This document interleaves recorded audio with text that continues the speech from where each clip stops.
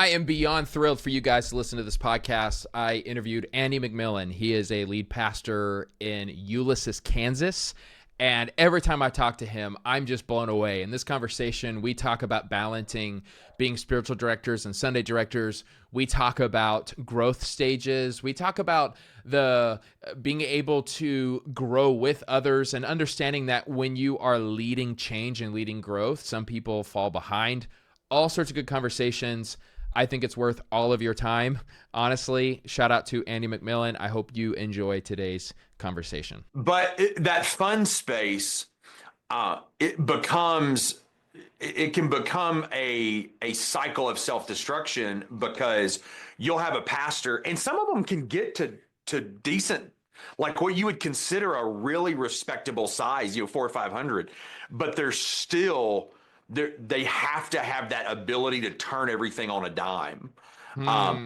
Yes. All the and just walk in. And today we've decided we're going to do a daycare. Have we done a feasibility study? Do we know if our area needs a daycare? No.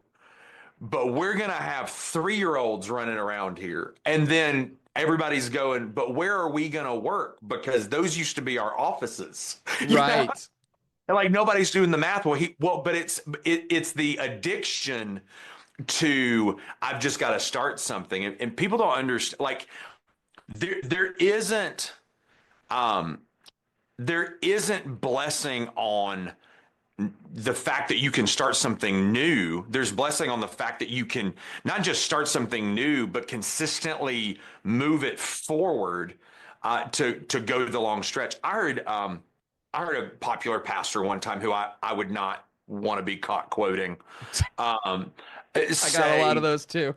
Yeah, but I heard him say this years ago. He said, "I'm not really interested in celebrating you losing weight. I'm interested in celebrating you keeping 100 pounds off for 3 years." That's good. Yeah. And that is, I think for so many of us, we all go, oh yeah, I can just eat meat and cheese for 4 months and feel like I've accomplished something because I fit in a different pair of jeans.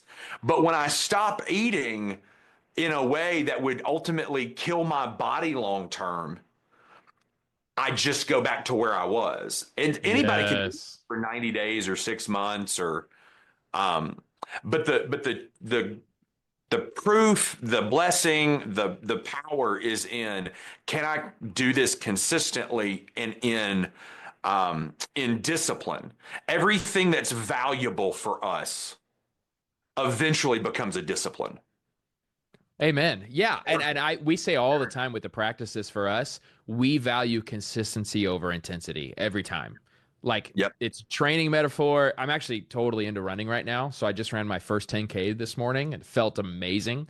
But I could not have ran a 10K 6 months ago. But I have no plans. Like I'm going to keep going. But just this idea of like, I want to, it's that my biggest value is not I ran a 10K once. I want to become the type of person who always just runs, and stays healthy and sustaining over the long haul. Yeah, that's why, man, I think that's so helpful. That sustaining part, that consistency. And a lot of us, man, we just get so caught up, and that was fun for a moment and move on. And that's one of our biggest fears for us as a church, because, I feel like you know a little bit about our story, but, we focus on a practice for 4 months and then we go to another one. And my fear is ultimately a lot of this is up to God, so I can't like control anybody. But like, how do we create it to where it's sustaining, where it like really just does become a part of people's rule of life, like their full rhythms? That's a hard question to figure out, and we're still trying to figure that out. I know I just totally went a whole nother path, but no, but I mean, there's value to that. So I have a friend that was on staff with me at a church in Oregon. She's now the executive pastor there. Really sharp. Probably way better of an executive pastor than I ever was. But we talk a good bit. She keeps me updated on what's going on. And when I was talking to her the other day, she said, we are getting rid of semesters in small groups, which is interesting because it's a good sized church. I mean, I want to say they're 500-600 on a weekend post COVID. It was closer to 1,000 when I was there, but it's Oregon and COVID, all that stuff. So, yeah. So I just said, I'm just curious. Like, I'm not even arguing is what's the reason for that? And she just said, you just can't build relationships in 8 weeks. And Right. she said, like, if we're telling people we want them to find biblical community at our church, telling them every 4 months they need to shift groups and meet other people, it just doesn't work. Nobody builds community that way. And I think we're discovering systems and structure matters, but there has to be a question, not just of how is this systematically sustainable at 200 versus 1,000, but how is this sustainable for the health of people's souls? Like, Yes. like are we giving them Walmart so that we can just add more clientele, or are we giving them something that is sustainable numerically, that's actually doing the work of developing their soul to be more like Christ, as you would say, be formed by Christ?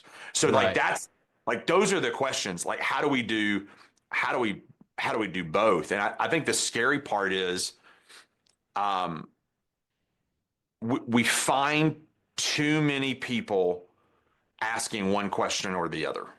Mm. People who are terrible at systems and couldn't organize their way out of a paper bag.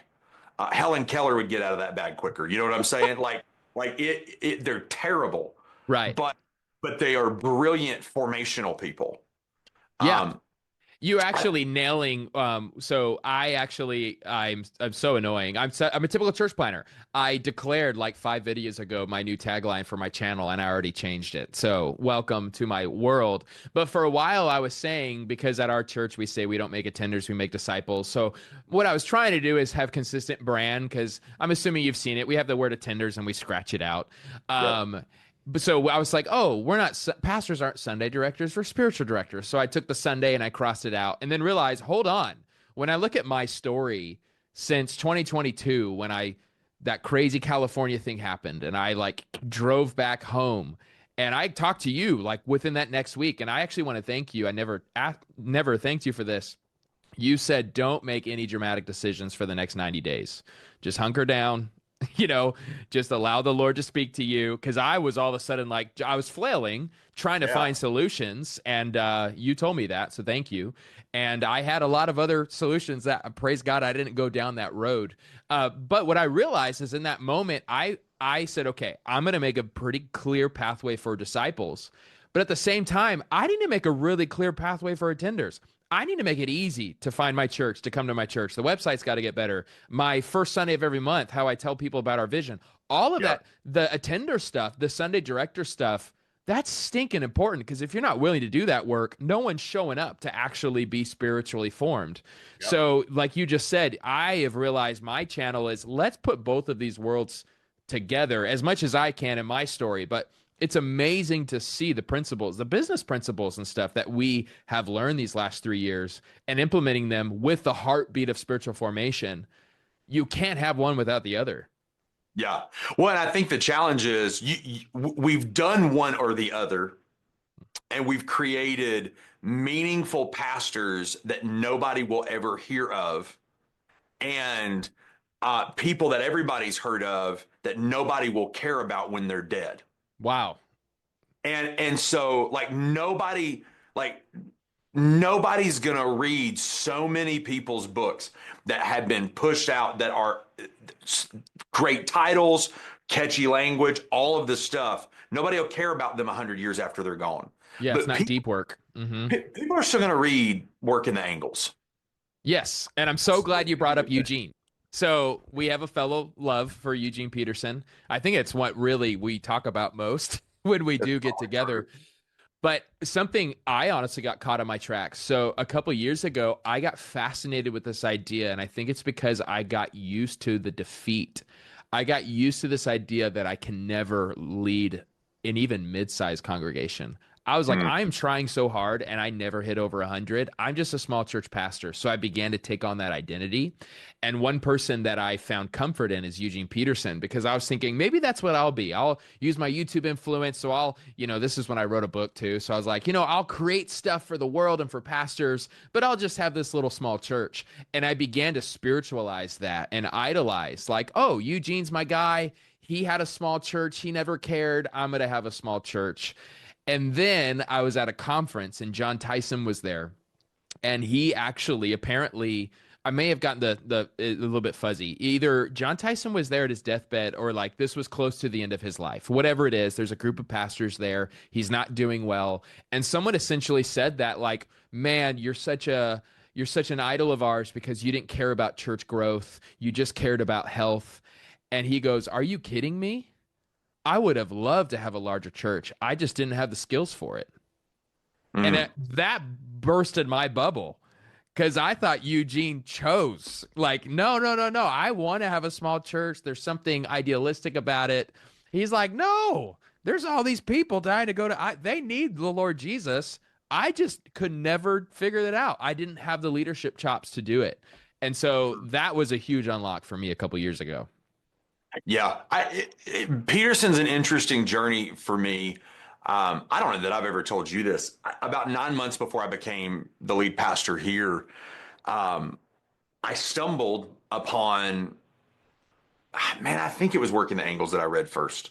And I stumbled upon it and I just couldn't put it down. And probably the third of the way through the book, I had a moment where I realized I can like take you to the office where I was sitting, drinking a coffee, reading at about 6 a.m. I was getting there real early to read before staff got in. I was an executive pastor up there. And I'm sitting in the chair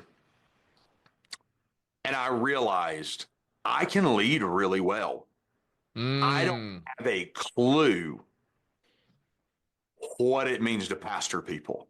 wow. Right. And I remember going, I can preach well. I can lead well. I don't think I'm an amazing preacher, but like some people don't fall asleep on Sunday morning, you know? So there's that part. And then I understand systems and structure. Most of my time was spent in what I would consider a larger church context, but I didn't know what it actually meant to shepherd people or to care for people's souls. And I don't believe that it has to be one or the other. I think the challenge is we tend to gravitate towards what's most natural instead of ordering our life in the way we know it should be. It's kind of like, Dave Ramsey talks about the idea of you have to tell your money what to do. It's the same thing with your time. You need to tell your time Mm. what to do. Do you value pastoring over leading?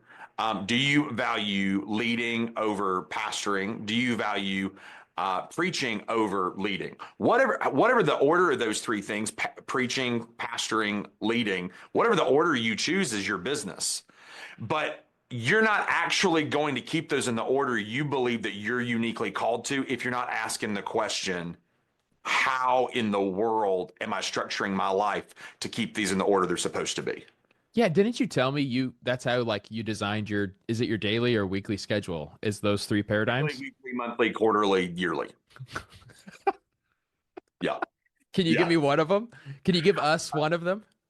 So when we talk about um like the pastoring piece. Okay, so for me the order is preaching, pastoring, leading.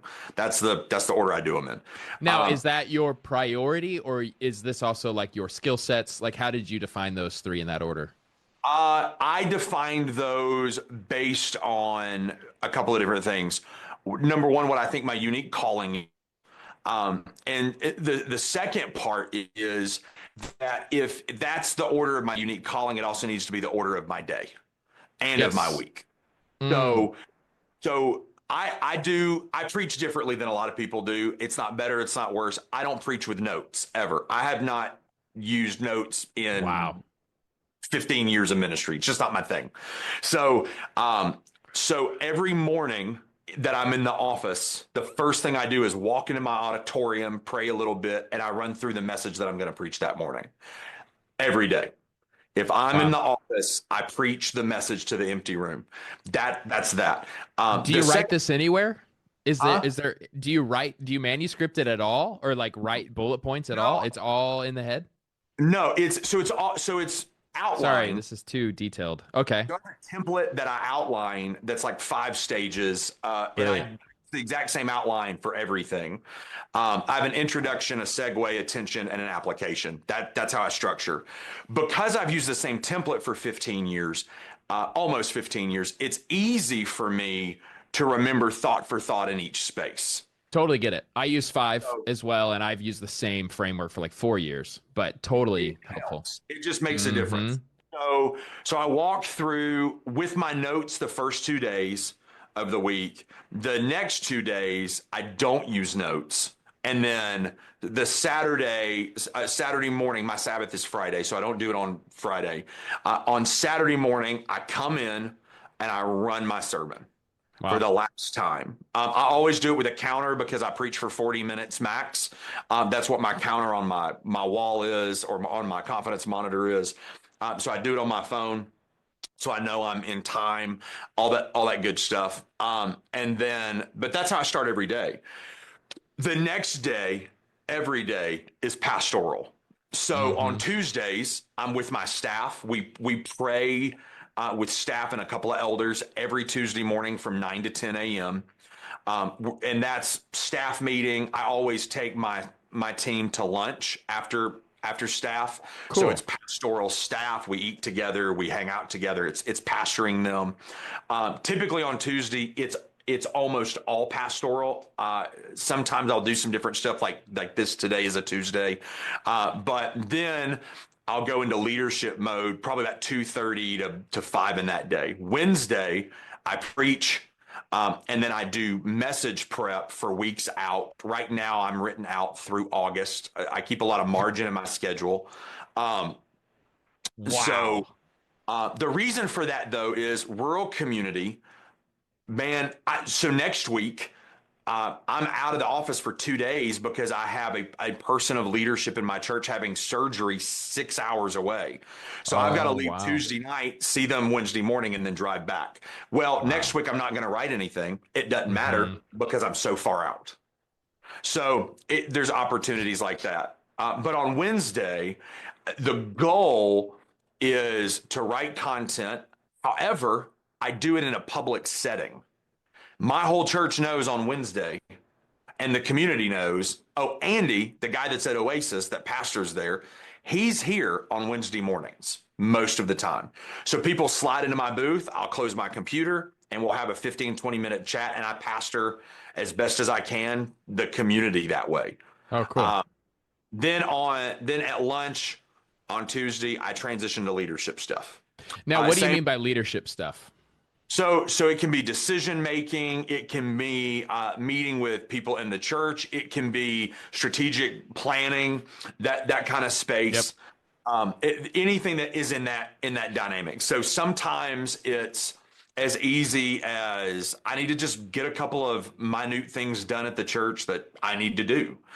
It can Mm. be meeting with different people, all that kind of stuff. So Man, this is fascinating because when I talk to people, people think I'm really regimented and disciplined, and I feel good about myself. And then I talk to you, and I'm like, there are levels to this. I love it. But I think the thing that makes me unique in how I do it is, yes, this is what I do probably 45 weeks out of the year. Hmm. I've worked with people that are like this, that if you mess with their schedule, they lose their mind. Yeah.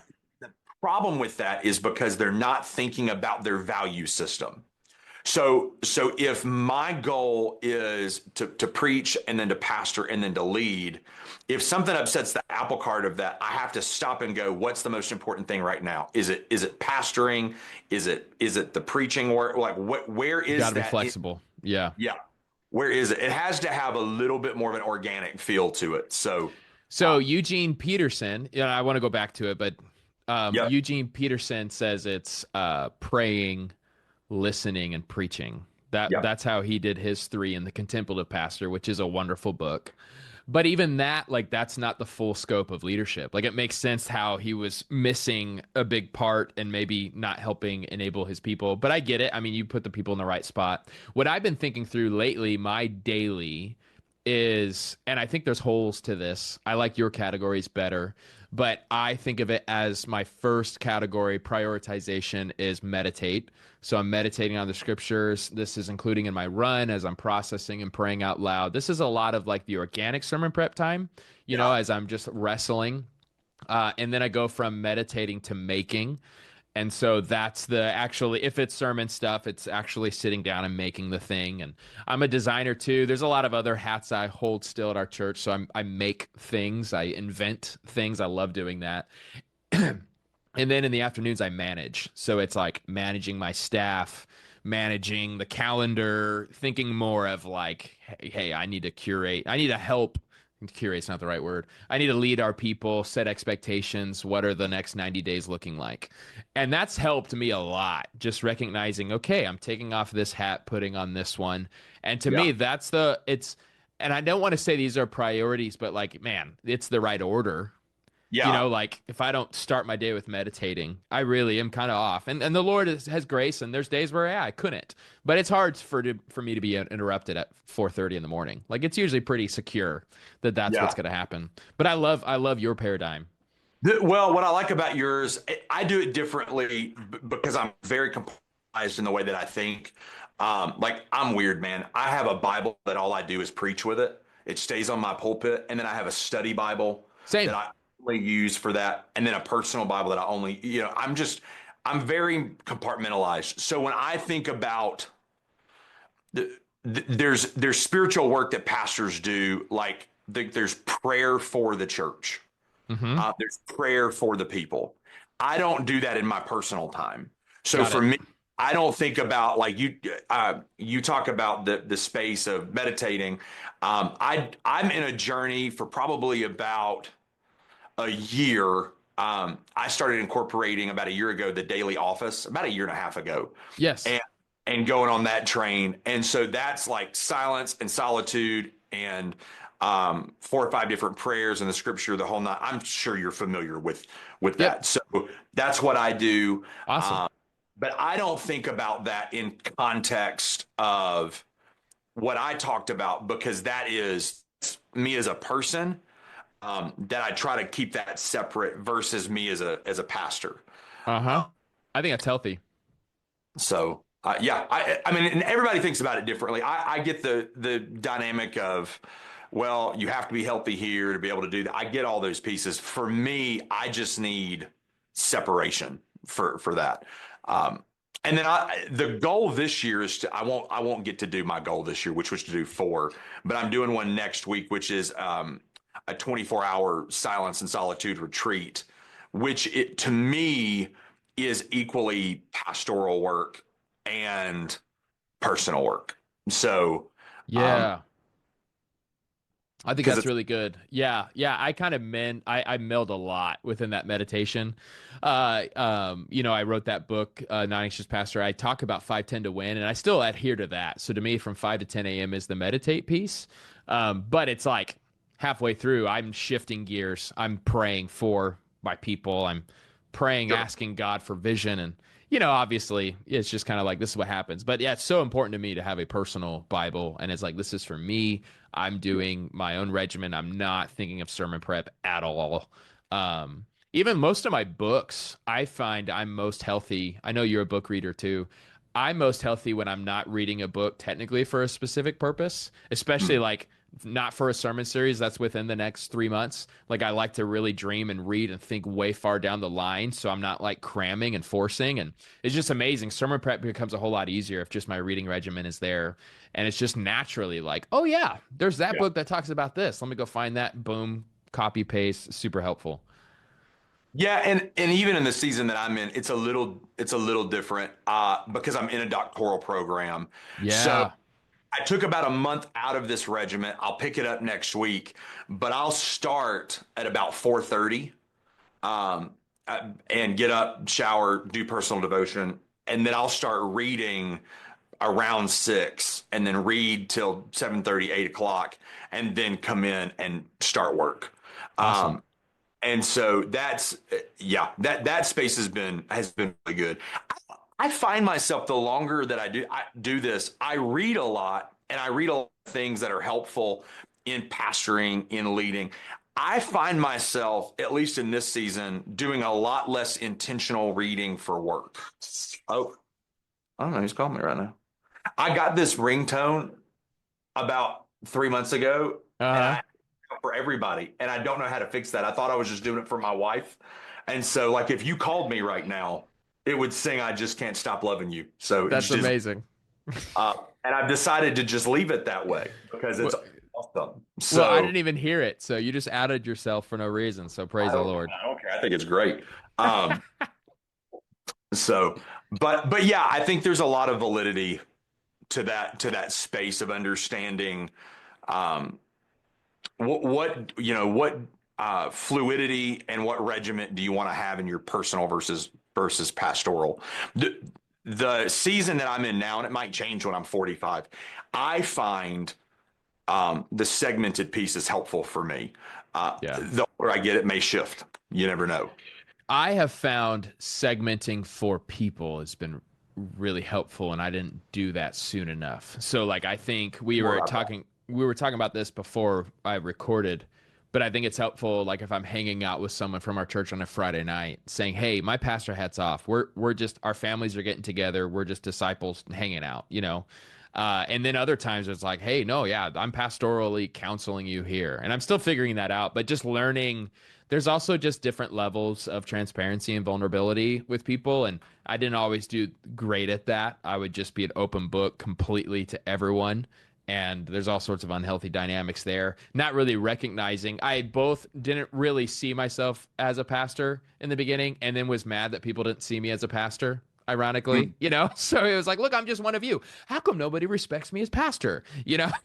It's Yeah. like, which one do you want? So even today, I was on a phone call before this, and I started the conversation by like, "Hey, I know we actually have a lot of different relationships here. Like we interact with each other in different roles. I just want to Yeah. identify this is this role that I'm wearing, and in my mind, that I'm talking to you in this role." And I just found that to be really helpful and healthy, and setting boundaries and not leaving people confused. Yes, and I also think we can't mitigate all of it, but as I think about some of those leaps we've made, I could have been more clear. Listen, guys, we are transitioning here. Sure. So I assumed everyone knew what was happening in my brain. You could tell things were changing, we're growing. But oh, I need to say out loud, "Hey guys, this is actually because we've done well. We're not, Yeah. this isn't the same anymore." I always like that illustration of like when you first start planting, it's you and a golfing buddy. So you just go out and everything's together. You make no decisions outside of your guys are just hanging out. And then it goes to a basketball team. So the basketball team, though, there's always one person with the ball, and we all have clear roles still. So we're all still involved.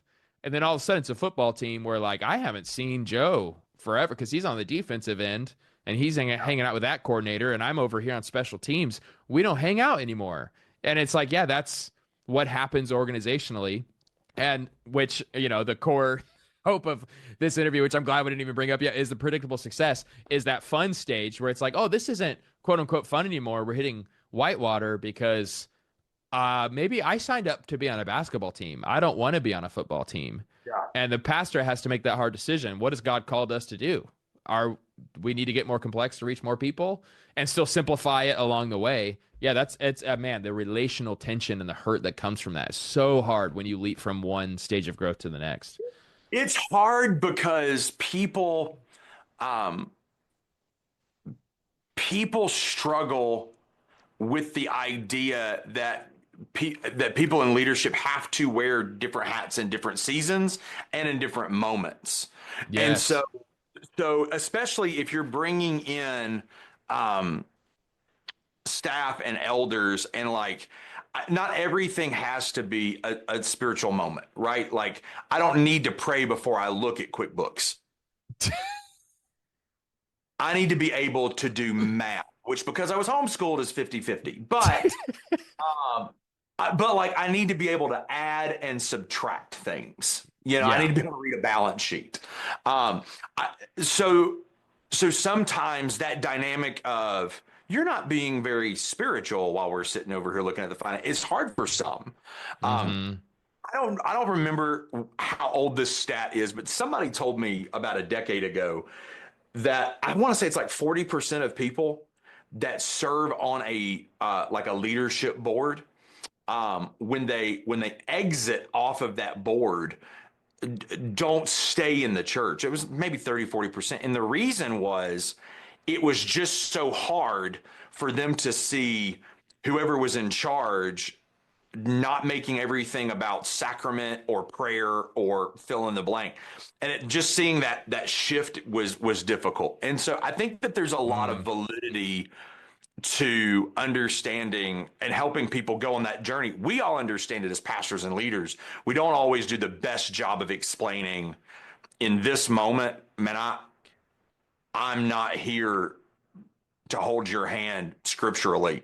I'm here to talk about how we're going to pay for VBS, Right. or Right. like how we're going to make sure kids don't kill each other on our property. Yeah. A whole lot of DTR, define the relationship. In this moment, yeah. And I think my go-to was not that. And I'm grateful that I've received some coaching and through the hard knocks of messing up. Oh, I needed to define this. Have you ever read Erwin McManus's Mind Shift book? It's a really short read. I have not read anything that he's written, and But there's not a reason. yeah, There's no way a reason.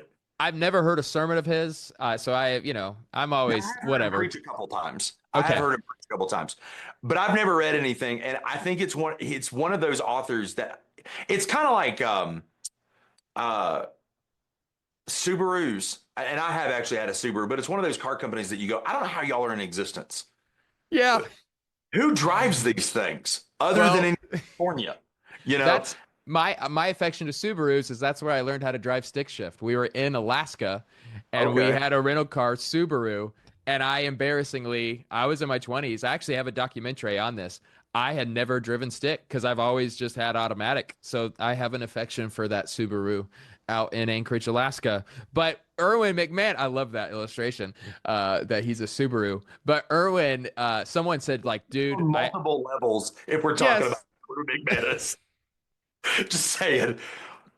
He said though in the book, someone told me I had to read it, and it was really helpful for some things. But he said it's really rare to have lifelong friends, and the Yeah. only times you have that's so few because it's such a rare gift to find somebody who will grow with you, who will Mm. constantly change their understanding of you.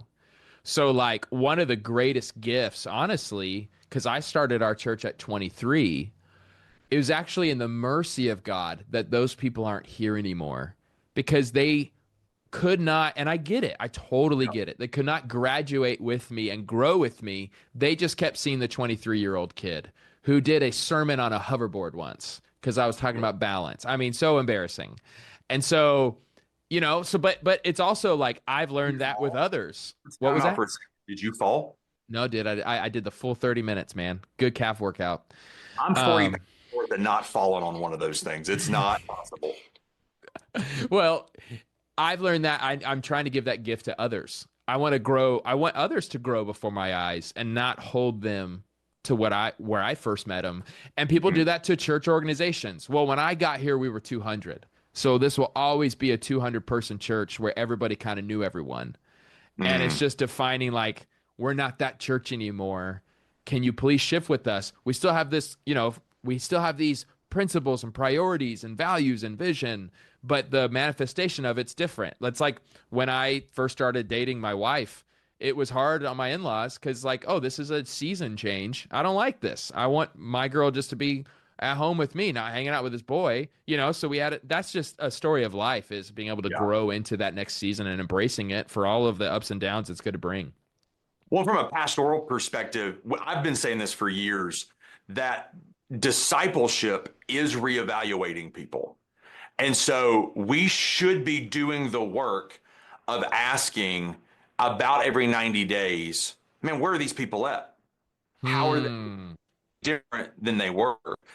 if you're in a church that's reaching people who are not second, third, fourth generation Christians, man, if you're not doing that, you will actually miss the gift that people are because you're still assuming that they were who they were 6 months ago. And Yeah. that new season that you go, man, they're different people. And if the only time that you catch that they're different is when you're surprised by it and not because you're evaluating and looking and trying to understand where people are, you will miss more opportunity to help them grow, to help them serve the community that God's put them in, and to help them find deeper understanding of their own purpose in their context. Because if they're actually following Jesus, they're different regularly. Yes. It's a big deal.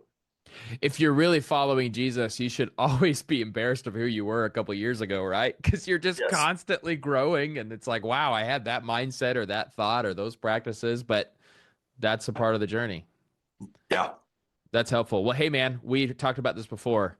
We like to honor each other's time. So I got 10 seconds. I'm grateful for you. I'm going to give you an intro later to put on this podcast, but man, you are just a wealth of wisdom. I don't think there's ever, we barely talk, but when we do, I'm like, wow, why don't we do this more? And I just love your heartbeat. I love your background. Like you just bring so much to the table. And I just think more people, more pastors need to know about you because you are, again, you bring so much wisdom and knowledge and grace. And I think you're one of the people, you're my people because I love how you balance leadership with formation and all the other things. So appreciate you, man. I do love you. I'm rooting for you from afar. And yeah, hopefully we'll get you on another one. Thank you, sir. Appreciate it. And maybe next time we'll actually talk about what we were supposed to talk about. Yeah, probably not. Thank you for watching today's video. This is the video I think you should watch. This is the video YouTube says you should watch.